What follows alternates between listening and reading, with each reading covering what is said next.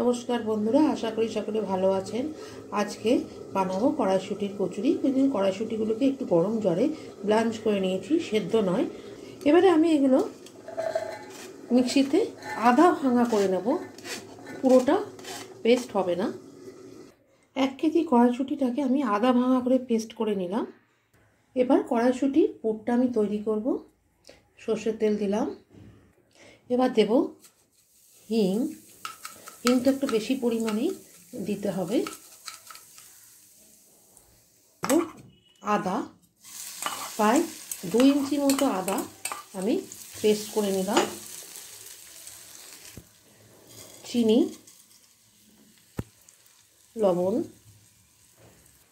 এটাকে ভালো কষে নেব। এর মধ্যে দেব একটু আলু। খুব কড়া করে কষার দরকার নেই, আদার গন্ধটা থাকতে হবে, তবেই ভালো লাগবে। এবার কড়াইশুঁটিগুলো দেব, কড়াইশুঁটির পেস্ট এটাকে দিয়ে। এবার দেব আলু সিদ্ধ অল্প, ওপর থেকে আরেকটু হিং দিয়ে দিলাম। অবশ্যই চেক করে নিতে হবে, আমার টেস্টটা সুন্দর হতে হবে, তবে টেস্ট হবে। আর একটু আমি লবণও দিলাম। এটা কষা ততক্ষণই হবে যতক্ষণে জলটা মরে যাবে। বেশিক্ষণ আগে ময়দা আমি আগেই মেখে রেখেছিলাম, নুন, চিনি, গরম জল দিয়ে। আর কচুরির পুরটা তৈরি হয়ে গেছে। এবার আমি এই ময়দার মধ্যে পুর দেব। এইভাবে লেচিটা নিয়ে তার মধ্যে একটু পুরটা পরিমাণ মতো দিতে হবে, দিয়ে দুটো মুখ বন্ধ করে দিতে হবে।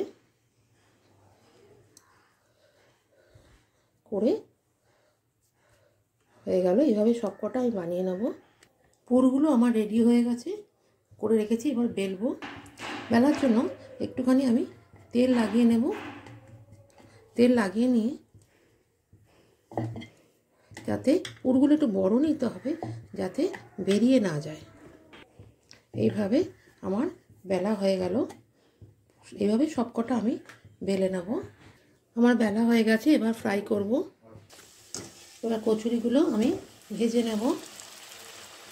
যথেষ্ট ফুলে ফুলে উঠেছে। রেসিপিটি যদি ভালো লাগে লাইক করবেন, শেয়ার করবেন, কমেন্ট বক্সে অবশ্যই লিখে জানাবেন। কমেন্ট করতে আমাদের খুবই ভালো লাগে। তেলটা বেশ ভালো গরম হতে হবে, তবেই এটা ভালো হবে। যে কোনো কচুরি ভাজতে গেলে তেলটা ভালো গরম হতে হয়, তবেই ফুলে ফুলে উঠবে। ভালো থাকবেন। দিয়ে কড়াইশুঁটির কচুরি আমার রেডি টু সার্ভ। ভালো থাকবেন, সুস্থ থাকবেন। নমস্কার।